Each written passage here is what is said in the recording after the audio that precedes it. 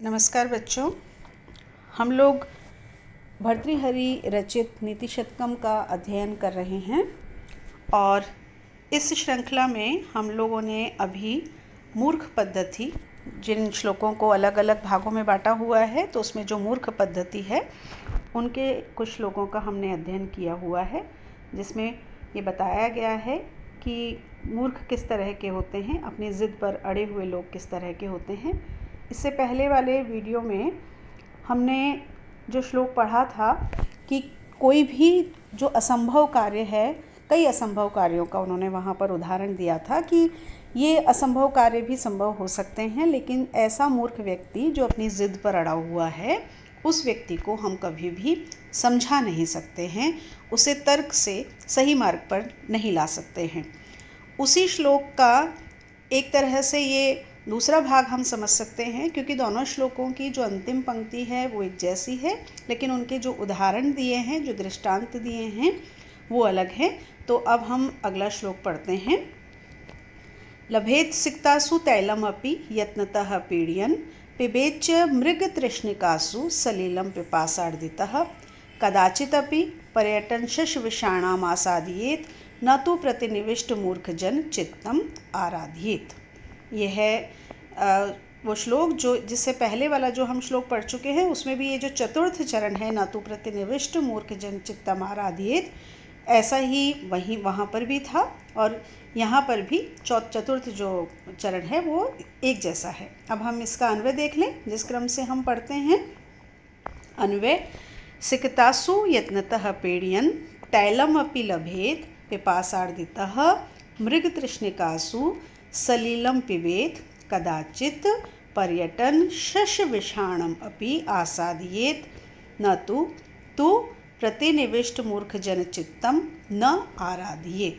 क्योंकि हमें इसी क्रम से शब्दों का अर्थ निकालना है, तभी हमारा वाक्य बन सकेगा। मैं हर बार आपको बताती हूँ, आपको पता भी है कि अन्वय किसको कहते हैं। श्लोकों के शब्दों को उस क्रम से रखना जिस क्रम से हम उसका अर्थ निकाल करके वाक्य बना सकते हैं, वो होता है उसका अन्वय। तो हम हमेशा श्लोक का अन्वय कर लें और अन्वय के साथ में जो बड़ी बड़ी संधियां हैं उनका विच्छेद कर लें, जिससे हमें शब्द स्पष्ट रूप से समझ में आ जाएं और उनके अर्थ भी हमको समझ में आ जाएं। अब हम इसके शब्दार्थ देखें। यत्नतः, यत्नपूर्वक, प्रयत्नपूर्वक। पीडयन्, पीडयन् का मतलब यहाँ पर है जैसे किसी चीज़ को हम बहुत पीड़ित करते हैं। पीड़ित करने का मतलब यहाँ है दबाते हुए। सिक्तासु अपि, सिक्ता रेत को कहा जाता है, रेत में से भी तैलम तेल को लभेत प्राप्त किया जा सकता है। यहाँ क्या कहा है कि हो सकता है कोई व्यक्ति रेत को दबाते हुए उसमें से तेल को प्राप्त कर ले। च और पिपासार्दितः, पिपास अर्दितः, पिपासा से, प्यास से व्याकुल, प्यास से पीड़ित हुआ कोई प्यासा व्यक्ति। मृग तृष्णिकासु, मृग तृष्णिकाओं में से, मृग मरीचिकाओं में से, सलीलम पानी को, पीबेत पी ले, पानी उसको वहाँ से मिल जाए, वो अपनी प्यास बुझा ले। पर्यटन घूमता हुआ, कदाचित कभी कहीं पर, शश विषाणम अपि, शश खरगोश के, विषाणम सींग को भी, आसादयेत प्राप्त कर ले।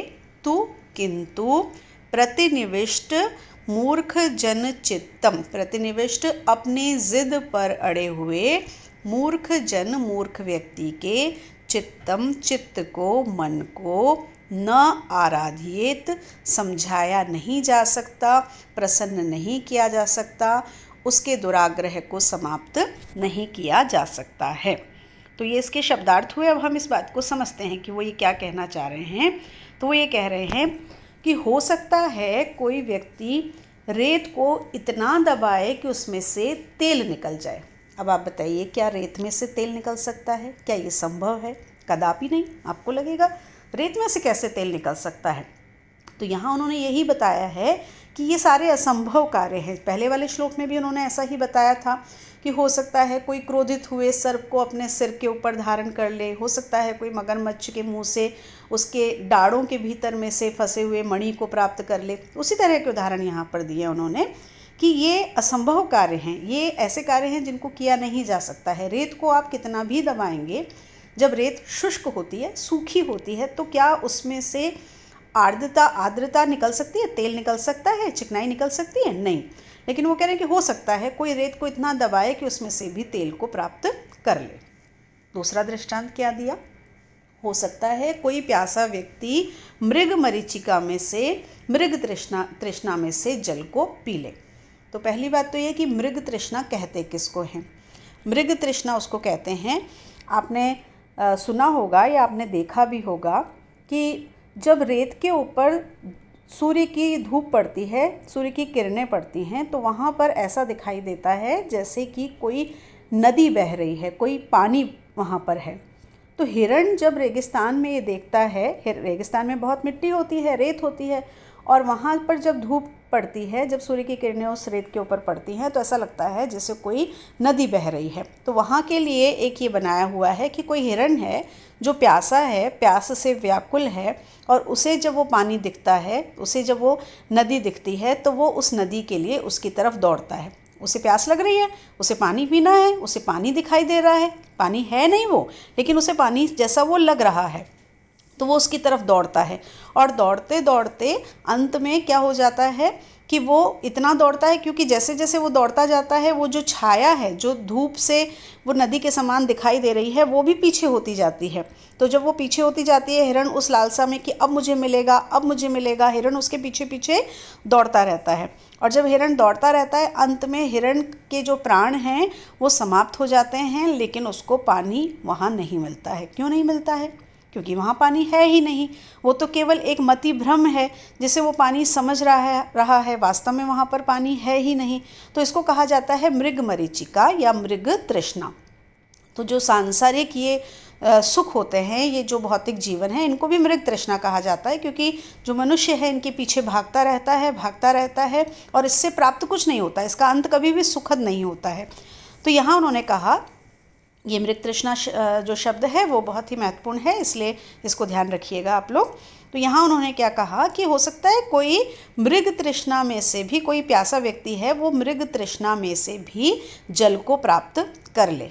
अब आपको लगेगा कि जब उसमें जल है ही नहीं तो जल को कैसे प्राप्त किया जा सकता है? असंभव है ना ये कार्य। लेकिन फिर भी वो कह रहे हैं कि हो सकता है कोई उस मृग तृष्णा में से भी जल को प्राप्त कर ले। इस मृग तृष्णा का एक और उदाहरण मैं आपको बताती हूँ। आप कभी देखिएगा, जब आप सड़क पर जाते हैं तो जो डामर की सड़क होती है, जब बहुत तेज़ गर्मी होती है, मई जून का जो समय होता है, उस समय हमें ऐसा लगता है कि आगे जो सड़क है, बहती हुई नदी तो नहीं दिखती है, लेकिन ऐसा लगता है जैसे सड़क गीली है। और जैसे जैसे आप उसके पास जाते हैं, वो सड़क आपको, वो जो गीलापन है वो आपसे दूर होता जाता है। कुछ लोग समझते होंगे और कुछ लोगों को लगता होगा कि ये क्या हो रहा है, ये वास्तव में क्या है? सूर्य की किरणें जिस प्रकार से पड़ रही हैं, उसका ये प्रभाव है कि हमें सड़क गीली दिखाई देती है, और इसी को मृग तृष्णा कहा जाता है। तो क्या हम उसमें से पानी प्राप्त कर सकते हैं? नहीं। तो कह रहे हैं लेकिन हो सकता है ये असंभव कार्य भी हो जाए कि कोई मृग तृष्णा में से भी, मृग मरीचिका में से भी कोई जल को पी ले। तीसरी बात क्या कही कि हो सकता है कि घूमते फिरते किसी को कोई एक ऐसा खरगोश मिल जाए जिसके ऊपर सींग हो। क्या खरगोश के सींग होते हैं? नहीं होते। खरगोश के सींग होना मुहावरा है, अर्थात जो चीज़ है ही नहीं। तो जब खरगोश के सींग ही नहीं होते हैं, ईश्वर ने खरगोश को बिना सींगों का बनाया है, तो क्या आपको कोई ऐसा खरगोश प्राप्त हो सकता है जिसके सींग हो? नहीं। लेकिन वो कह रहे हैं कि हो सकता है, यह संभव है, ऐसा नहीं हो सकता, लेकिन वो कह रहे हैं हो सकता है ये भी हो जाए। मतलब ये तीनों असंभव कार्य हैं, लेकिन ये असंभव कार्य भी संभव हो सकते हैं। लेकिन क्या नहीं हो सकता?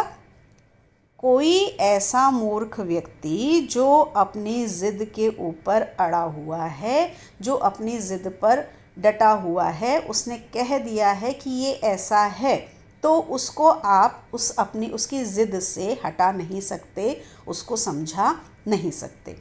देखिए, एक तो वो मूर्ख व्यक्ति है जो आप ये मान रहा है कि मैं मूर्ख हूँ, और आपकी बात को, या किसी भी कोई जो उसको समझा रहा है उसकी बात को सुन रहा है। वो तो बात को सुन लेगा, आप उसको तर्क से समझाएंगे, वो समझने का प्रयास करेगा। लेकिन एक मूर्ख व्यक्ति ऐसा है जो ये मान रहा है कि मैं जो जानता हूँ वो बिल्कुल सही है, मैं गलत नहीं हूँ, तो वो उस बात को नहीं समझेगा, क्योंकि वो अपनी ज़िद पर अड़ गया है। किसी को समझाया कैसे जा सकता है। आप किसी को कैसे समझाएंगे? उसकी बुद्धि का उपयोग करवाएंगे ना उससे समझाने के लिए। जैसे पहले वाले उदाहरण में भी मैंने आपको बताया था कि अगर कोई व्यक्ति ये कहता है कि ये कोई आम का पेड़ है, वो उसको कहता है कि ये नीम का पेड़ है, तो आप उसको क्या क्या बताएंगे? आम के पेड़ में आम का फल होता है जो मीठा होता है, ये नीम है, इस नीम में आम नहीं होता, इसमें निम्बोली होती है जो कड़वी होती है। आम के जो पत्ते होते हैं वो बड़े होते हैं, नीम के जो पत्ते होते हैं वो छोटे होते हैं, वो कड़वे होते हैं। आम की एक अलग सुगंध होती है, नीम की कसैली दुर्गंध होती है। ये सारी चीज़ें आप किसको समझा सकते हैं? जो समझना चाहता है, जिसमें बुद्धि है, जो अपनी ज़िद पर नहीं अड़ा हुआ है। लेकिन यदि कोई व्यक्ति अपनी ज़िद पर अड़ गया है, आप उसको किसी तर्क से समझा सकते हैं? नहीं।